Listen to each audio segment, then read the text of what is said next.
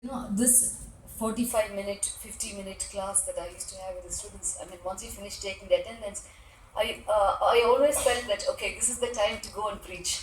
So, and then I left teaching to be a full-time writer. And I want to address a lot of these things of how do you imagine a world without literature, or rather, how does literature marry into a place like the VIT? How does it work with engineering? How does it work with technology and advancements? So, yeah. So one of those things that I really think is really very important is today we are reading in the newspapers how there's an ongoing war in Palestine, how so many people are being killed, but you also learn how AI is being used to do targeted killings.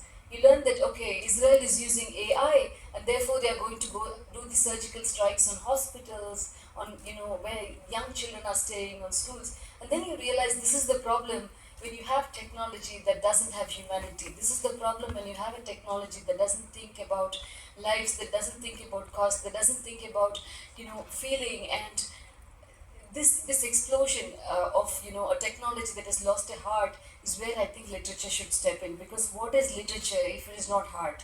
What is literature if it is not feeling for people? What is literature if it's not, as ma'am was trying to say again and again, in some quest for a better world, some quest for peace and harmony, or whatever it is to make a better society.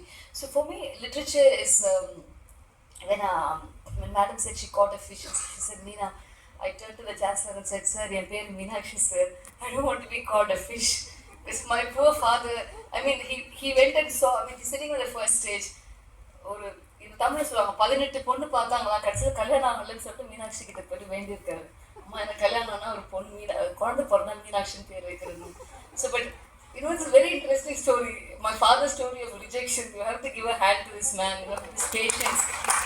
And he also did this very anti-caste marriage, like with Swayamaryada Thirumanam and all. And I turned to sir and said, "Enga per Meenakshi sir." The chancellor said to me, "Na hero to padai." So, and I really think that's also something that I want to talk about literature from two different perspectives. That so much of the change that today, if you have a Tamil woman standing here in a literature festival and trying to talk about literature, you have a Tamil woman, whatever I do, I always realize this is because of Periyar.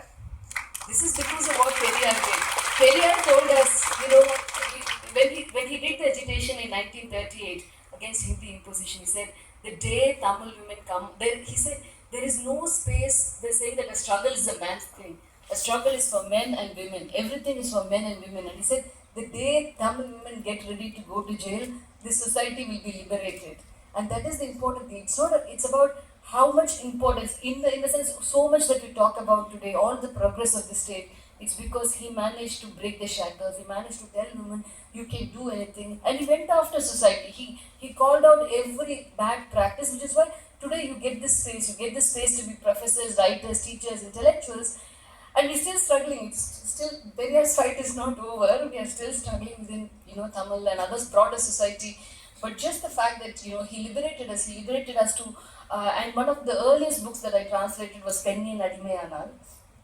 And again, I always felt how much Periyar went after books. He went after every literature. He said, this literature is insulting women. This literature is insulting, the oppressed people. This literature is insulting the Shudra people. This literature is insulting the Dalit people. This literature is about hegemony. So, and this is where you realize how this is a way of reading literature that's not only literary criticism.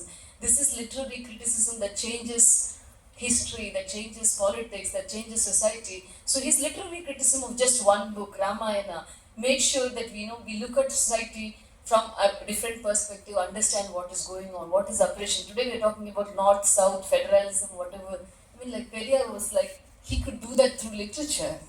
He could just say, okay, I'm going to take a book, I'm going to read it, and I'm going to explain to you what's happening in this country. So, I wanted to posit that very, very primarily. And I also wanted to say that we come from a society where books, when a book is a classic, when a book is there, it becomes almost a second skin, it almost becomes a way of thinking. And I think one of those books is the Tirukural. And Periyar, for instance, was always highlighting what is the importance of the Tirukkural in society, because it's the one book that says Pirappakkum ella uyirkum, that is, everybody is same by birth. And I was thinking of talking about the Kural here today, not at length. I'm just going to finish now by saying that for 2000 years this book did not have a female translator.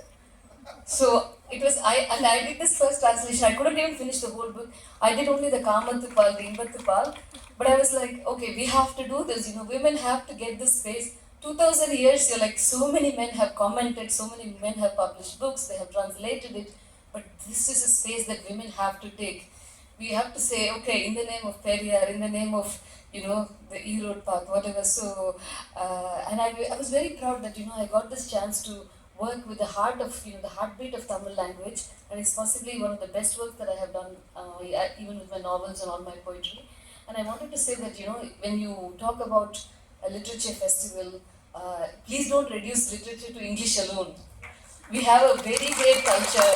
I'm the fellow of the Royal Society, which is literally a 200 or 300-year-old, very 400-year-old institution, I think, going back to the time when I think Charles Dickens was signing with his pen, and that kind of heavily institutionalized. I was signing, I think, with George Eliot's pen when I had to become a member of the Royal Society of Literature.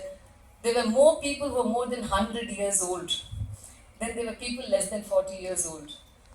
So, and there were more people who, I think it was literally more than 80 or 90% of the organizations, more than 70% old white men. And then for me to be there, and I always felt I'm there not because I write in English, I'm there because I'm a Tamil woman. So let's, even if you think of AIDS, I heard somebody quote AIDS, we quote Shakespeare, but we have some of the best literatures, we have some of the best ways of thinking about the world. It's not just what you write, it's also about how you want to change the world. And so thank you for this festival. Please remember at the heart of this that the Tamil word kalai also doesn't mean only art, it also means disrupt. It also means shake up things. It also means, dismantle.